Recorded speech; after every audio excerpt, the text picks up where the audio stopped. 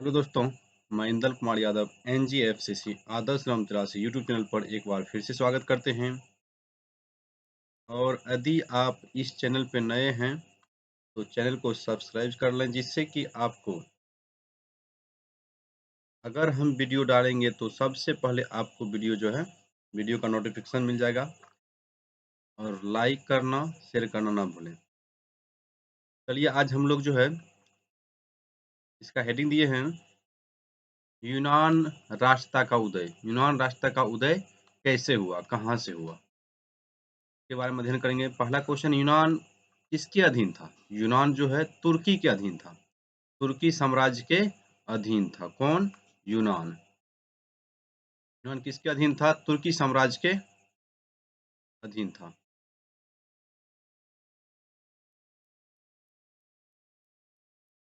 अगला सवाल है, यूरोप वासियों के लिए किस देश का ज्ञान विज्ञान प्रेरणा स्रोत रहा?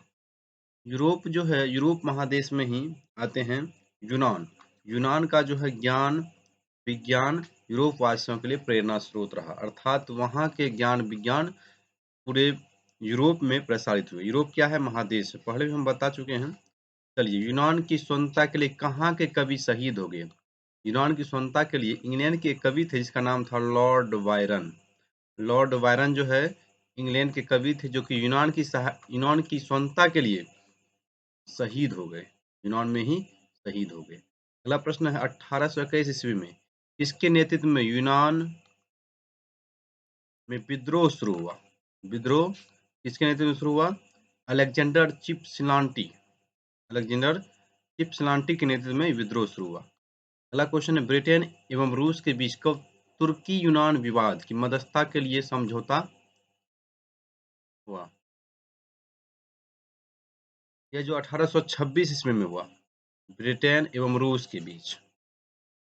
ब्रिटेन और रूस मिलकर के जो है तुर्की और यूनान तुर्की और यूनान में जो विवाद चल रहा था, इसकी समस्या के समाधान के लिए दोनों में समझौता हुआ 1826 ईस्वी में। कब हुआ? अप्रैल 1826। अप्रैल 1826। अगला प्रश्न है, 1827 ईस्वी में 1827 में लंदन में एक सम्मेलन हुआ। लंदन कहाँ है? ब्रिटेन में है, इंग्लैंड में है। और वहां पे एक सम्मेलन हुआ। कब? 1827 में। इसमें इंग्लैंड, फ्रांस एवं रूस, तीन देश, इंग्लैंड, फ्रांस एवं रूस, तीनों जो है यूरोप के ही महादेश हैं। जितने भी युद्ध हुए हैं आज तक, सबसे अधिक भयंकर युद्ध जो हुआ है वह जो है यूरोप में ही हुआ है। सबसे अधिक युद्ध यूरोप महादेश में ही हुआ। इंग्लैंड यूरोप में है, फ्रांस यूरोप में है, रूस यूरोप में है। इसी वीडियो में जो है बताएंगे आपको यूरोप के नक्शा के बारे में। यूरोप में कहाँ कहाँ कौन सब देश है, इंग्लैंड किधर है, फ्रांस किधर है, रूस किधर है, बेलारूस किधर है, इसके बारे में हम लास्ट में पढ़ेंगे मिलकर। तुर्की के खिलाफ जो कि यूनान पे, मतलब कि यूनान को अधीन करके रखा था, तुर्की के खिलाफ यूनान के समर्थन में, अर्थात यूनान का साथ दिया, इनकी सेना नावारिनो की खाड़ी में एकत्र हुई। इंग्लैंड, फ्रांस तथा रूस, तीनों की सेना जो है कहाँ पर इकट्ठा हुई? नावारिनो की खाड़ी में एकत्र हुई। जबकि तुर्की के समर्थन में सिर्फ एक देश, मिस्र की सेना आई। इधर तीन महाशक्ति है, बड़े बड़े देश हैं, और उधर सिर्फ मिस्र जो है तुर्की की सहायता के लिए आए। इसीलिए जो है तुर्की और मिस्र की संयुक्त सेना जो है इन महाशक्तियों के सामने बुरी तरीका से पराजित हो गई। अंत एड्रियानोपुल की संधि हुई। कौन संधि हुई? एड्रियानोपल की संधि हुई। कब हुई? 1829 में। किसके बीच?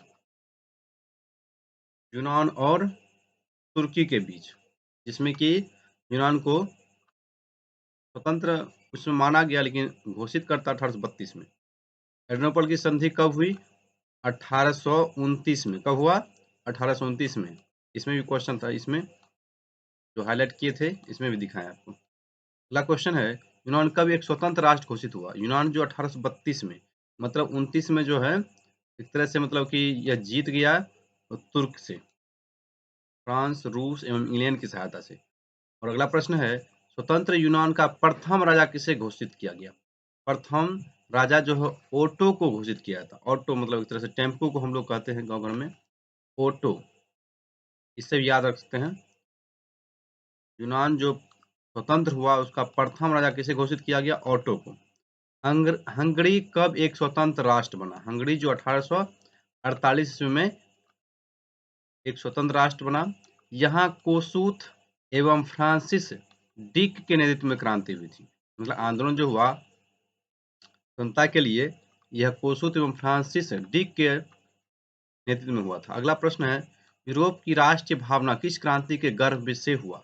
यूरोप में जो है, यूरोप महादेश में किस क्रांति से पूरा यूरोप में राष्ट्रीयता भावना जो है प्रबल होने लगा? यह जो है फ्रांसी क्रांति के गर्भ से हुआ, अर्थात फ्रांस की क्रांति ही पूरा यूरोप में क्या किया? राष्ट्रीयता भावना जो है पूरे यूरोप में भर दिया और पूरे यूरोप वासी जो है अपने देश को स्वतंत्र करने जो कि एक दूसरे के अधीन थे। अगला प्रश्न है, टीपू सुल्तान कहाँ के शासक थे? टीपू सुल्तान कहाँ के शासक थे? भारत के ही शासक थे, मैसूर के शासक थे। कहाँ के? मैसूर के शासक थे। तभी हम इसके बारे में विस्तार से वीडियो बनाएंगे। इसके पिताजी हैदर अली थे और उसके बारे में पूरी जानकारी देंगे एक ही वीडियो में। अभी जो हम लोग जो है इस चैप्टर में है मैसूर टीपू सुल्तान के बारे में, इसीलिए जो है इसका अध्ययन कर रहे हैं। अगला प्रश्न है, टीपू सुल्तान किस क्रांति से प्रभावित था? जो 1889 में क्रांति हो रही थी, कहाँ पे? फ्रांस में। उस क्रांति से टीपू सुल्तान भी प्रभावित था। और यहाँ भी मैसूर और इंग्लैंड के जो शासक थे उस समय, यहाँ पे गवर्नर, उससे युद्ध हो रहा था। 1878 1778 से 1780 से 84 ईस्वी तक हुआ था द्वितीय आंग्ल मैसूर युद्ध। और उसके बाद इस बीच में नहीं हुआ, उसके बाद जो है 90-92 में हुआ, उसके बाद 1789 में हुआ था। हम बनाएंगे अगला वीडियो जो है ना, किसी दिन इस पे बनाएंगे टीपू सुल्तान पे। अगला क्वेश्चन, जैकोबिन क्लब की स्थापना किसने किया? भारत में जो है ना जैकोबिन क्लब की स्थापना टीपू सुल्तान ने किया था। कौन किया था? टीपू सुल्तान। टीपू सुल्तान ने क्या किया था? जैकोबिन क्लब की स्थापना किया था और एक वृक्ष भी लगाया था। जैकोबिन क्लब की स्थापना किया और स्वतंत्रता का प्रतीक नामक एक वृक्ष लगाया था। स्वतंत्रता का प्रतीक नामक एक वृक्ष लगाया था। स्वतंत्रता का प्रतीक नामक वृक्ष किसने लगाया? टीपू सुल्तान ने लगाया था। अब जो है यहाँ तक जो है हम लोग अध्ययन के यूनान के बारे में, तुर्की के बारे में। अब जो है इसका हम टेस्ट देंगे। देखिए टेस्ट अगर देते हैं, टेस्ट में अगर आप अधिक अंक लाते हैं तो आप एक बेस्ट स्टूडेंट, बेस्ट रिजल्ट ला सकते हैं। तो पहला क्वेश्चन है, यूनान किसके अधीन था? यूनान जो है तुर्की के अधीन था। अगला प्रश्न है, यूरोप वासियों के लिए किस देश का ज्ञान विज्ञान प्रेरणा यहाँ का प्रेरणा स्रोत था? तो यूनान का था। यूनानियों की स्वतंत्रता के लिए कहाँ के कवि शहीद हो गए? इंग्लैंड के कवि थे जिसका नाम था लॉर्ड बायरन। यह प्रश्न पूछा जा सकता है। एड्रियानोपल की संधि कब हुई? 1829 में हुआ था।